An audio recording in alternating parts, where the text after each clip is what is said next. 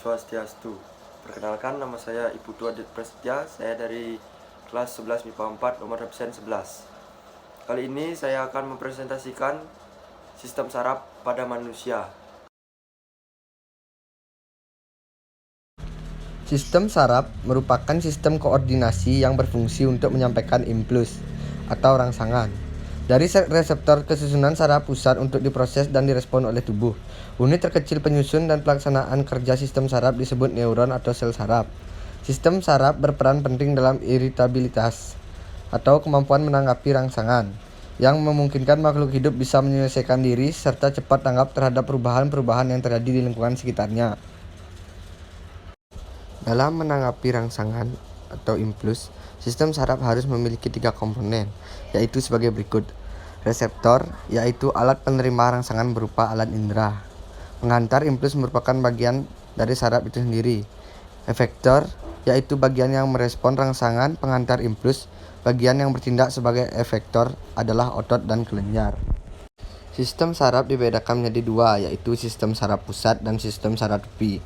Sistem saraf pusat terdiri dari atas, otak, dan sumsum tulang belakang. Sistem saraf tepi terdiri dari sistem saraf otonom dan sistem saraf somatik.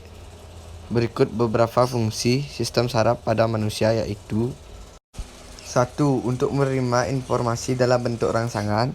2. Melakukan proses terhadap informasi yang diterima. 3. Untuk memberi respon atau tanggapan terhadap rangsangan.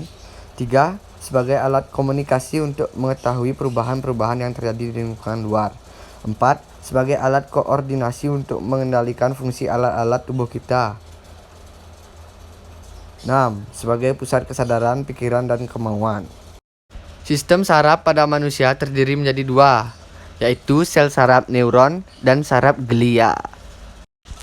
Sel saraf neuron. Sel saraf atau neuron adalah unit terkecil penyusun sistem saraf. Sel saraf berfungsi untuk menghantarkan rangsangan atau impuls dari alat indera menuju ke otak untuk diproses dan kemudian hasil proses berupa tanggapan dari otak akan dikirim ke efektor atau otot. Setiap satu neuron terdiri dari 3 bagian utama, yaitu badan sel, dendrit, dan akson. Berikut bagian-bagian dari sel saraf neuron, yaitu badan sel, yaitu bagian terbesar dari sel saraf atau neuron. Fungsi dari badan sel yaitu untuk menerima impuls dari dendrit dan kemudian meneruskannya ke akson. Badan sel terdiri dari inti sel dan sitoplasma. 2. Dendrit, yaitu serabut sel saraf yang bentuknya bercabang-cabang dan berukuran pendek. Bagian ini merupakan perluasan dari badan sel. Fungsi dari dendrit yaitu untuk menerima serta menghantarkan impuls ke badan sel.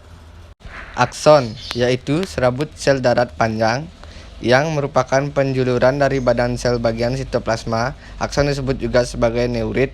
Fungsi dari akson yaitu untuk menghantarkan impuls saraf dan badan sel ke neuron atau jaringan lainnya. Setiap neuron biasanya terdapat 1 akson. 4. Nukleus, yaitu inti sel saraf yang berfungsi untuk mengatur aktivitas dari neuron. 5. Sel Schwann, yaitu jaringan yang berfungsi untuk menyediakan makanan untuk akson serta proses regenerasi akson. 6.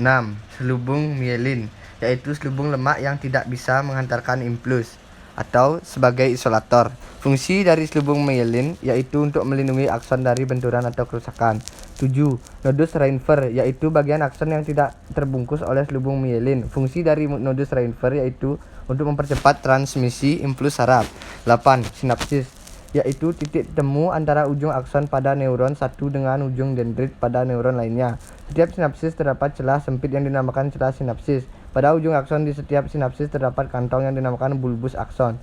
Kantong tersebut mengandung zat kimia yang dinamakan neurotransmitter berupa kolinesterase dan asetikolin yang berfungsi untuk menyampaikan. Sekian presentasi sistem saraf pada manusia dari saya. Saya ucapkan terima kasih. Om Santi Santi Santi Om.